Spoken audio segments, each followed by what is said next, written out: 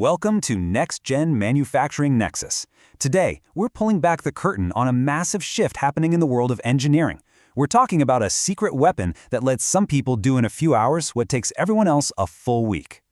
And get this, that's not an exaggeration. That is a real quote from a real engineer on Reddit talking about how they've totally rewired their job.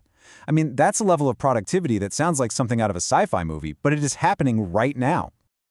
So, how are they doing it, right? What is this hidden advantage that separates the 15-hour work week from the 40-hour grind? Well, the answer isn't some brand new multi-million-dollar piece of software. Nope. It's something way more flexible, way more powerful, and it is quietly creating this massive divide in the engineering world. And here's the picker. It's probably already on your computer.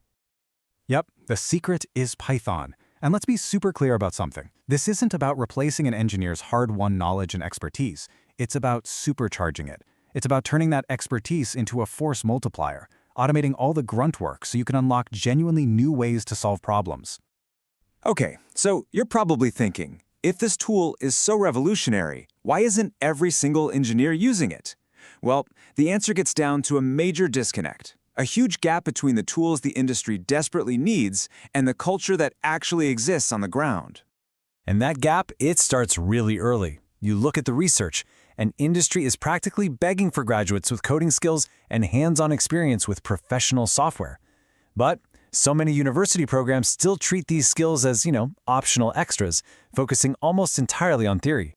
And that friction doesn't just stop at graduation. Oh no, it follows you right into the workplace. As one engineer put it, trying to introduce these tools to a team of older engineers with zero coding experience is a huge lift. Then you've got corporate IT that might just block any open source tools you try to use. And if you do get your code working, congratulations, you might just become the department's unofficial and totally unsupported IT guy. But this is where the story gets really interesting. See, Python isn't just a standalone tool. It's becoming this digital bridge that connects the old with the new. It unlocks the full, untapped potential of the powerful, established software that engineers have been using for decades. The key concept here is called scripting. And what does that even mean? Think of it like this. You're not building a whole new television from scratch. You're building a hyper-intelligent universal remote that can control all your existing powerful software in completely new ways. That's scripting. A perfect example of this out in the wild is ANSYS. It's basically a set of open-source Python libraries that give you a direct line to control industry-standard ANSYS solvers, all from a simple coding environment. So you get all the power of these multi-million-dollar simulation suites, but with the flexibility and accessibility of Python. It's the best of both worlds. So, what does this actually look like in practice? Let's see how this capability builds up, from just simple automation all the way to fully autonomous design optimization. This is where the theory gets real fast. Okay, so take a classic design problem, like a truss bridge. Manually, an engineer might test, 5, maybe 10 different designs? But with a Python script, you just define the rules of the game.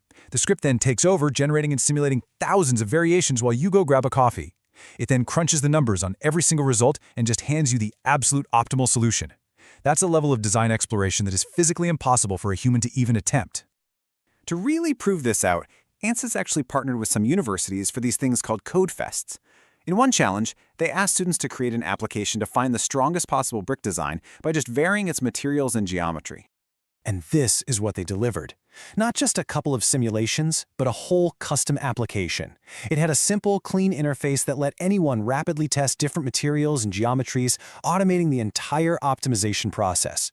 You see, they didn't just find an answer. They built a machine to find the answer, over and over again. That's the paradigm shift. Now, beyond just pure automation, scripting has this other superpower. It makes incredibly complex tools simple. It can package up advanced, expert-level research software so that just about anyone can use it. And this slide just says it all, doesn't it? On the left, you've got this daunting, expert-level interface for a professional fluid dynamics tool. It's complex, it's intimidating. Then on the right, a simple lab in a box built in Python. It's just got a few sliders and buttons, but here's the secret. It's being powered by the exact same industrial-strength solver in the background.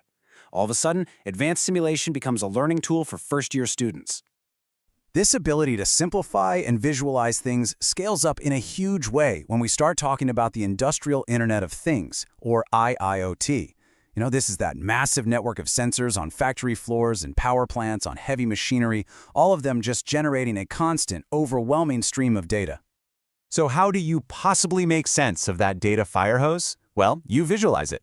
This here is a custom dashboard for a hydrogen generator built with open source tools. It takes this chaotic stream of machine data and transforms it into a clean, intuitive display that shows you the health of a critical asset at a single glance. No more digging through spreadsheets. The answer is just right there. And trust me, this tech is absolutely everywhere, and it's powering some of the most critical systems on the planet.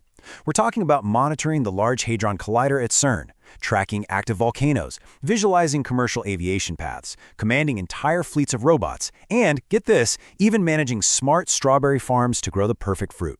From particle physics to produce, it's the same core idea at work.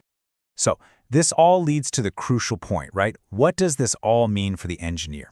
When you can automate your analysis and visualize entire systems with just a bit of code, what does the job itself actually become?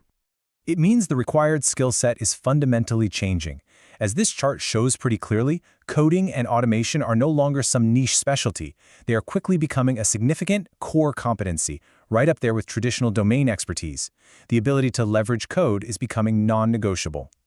Which leaves us with a really critical question for the future of the entire profession. Are we witnessing the birth of the coder-engineer hybrid? A professional who wields deep domain expertise in one hand and the universal problem-solving power of code in the other. And maybe more importantly, in a world that's being powered by automation, what happens to those who can't speak the language?